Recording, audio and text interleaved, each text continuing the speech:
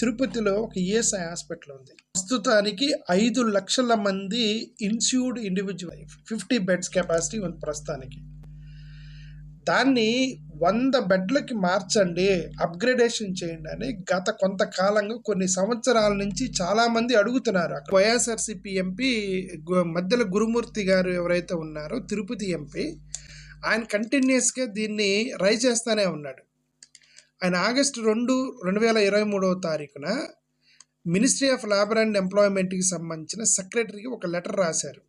50 నుంచి 100 బెడ్లకి మీరు అప్గ్రేడేషన్ చేయండి, సర్జికల్ ఇన్స్ట్రుమెంట్స్ కొనండి, అంటే స్టాఫ్కి క్వార్టర్స్ త్వరగా కట్టించివ్వండి, కొద్దిగా బడ్జెట్ అలాట్ చేయండి, దానికి ఉంటాయి కదా బేసిక్ కమ్యూనిటీస్ని కూడా ఇంప్రూవ్మెంట్ చేయండి అని చెప్పి ఒక లెటర్ రాసి ministry of labour and employment సెక్రటరీకి లెటర్ ఇచ్చారు. అదే మళ్ళీ ఆగస్టు 22, 2023 ఇంకొక లెటర్ ఇచ్చారు. Director general of ESI government of ఇండియాకి ఇచ్చారు. October 10, 2023 ministry of labour and employment వాళ్ళు దానికి రిప్లై ఇచ్చారు. Ministry of labour and employment central government ministry వాళ్ళు regional office ESIC regional office Vijayawada వాళ్ళకి లెటర్ రాసి మీరు త్వరగా దాన్ని కంప్లీట్ చేయండి హాస్పిటల్ అని రాశారు. అంతేకాకుండా ఇంకొక సెకండ్ లెటర్ కూడా పంపించారు వాళ్ళు. ఆ యాన్యువల్ మెయింటెనెన్స్ రిపేర్స్ హెడ్ కింద మీరు చేసి మీరు మాకు సబ్మిట్ చేయండి అంటే పర్మిషన్ ఇచ్చారు. అంతేకాకుండా దీన్ని ESI plus state government facilities 2 కోఆర్డినేషన్లో కలిపి చేయండి అని చెప్పేసి central ministry and ministry of labour and employment వాళ్ళు లెటర్ రాసి ఇచ్చారు.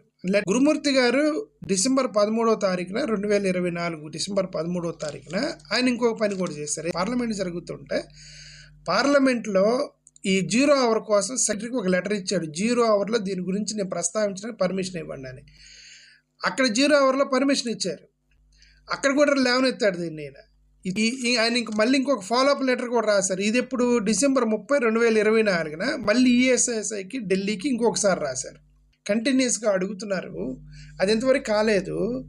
ఇంతమంది ఎంపీలు, మినిస్టర్లు, ఎమ్మెల్యేలు, ఎంపీలు, చంద్రబాబు నాయుడు గారు, లోకేష్ గారు, పవన్ కళ్యాణ్ గారు, బీజేపీతో చాలా సత్సంబంధాలు కొనసాగుతున్నటువంటి వీళ్ళు తిరుపతి ఈఎస్ఐ హాస్పిటల్ని 50 నుంచి 100 బెడ్స్ తీసుకురాలేకపోయారే ఇన్ని రోజులు కష్టపడి. హాస్పిటల్కి 50 బెడ్ల నుంచి 100 బెడ్లకు మార్చడానికి ఎంత ఖర్చు అవుతుందండి?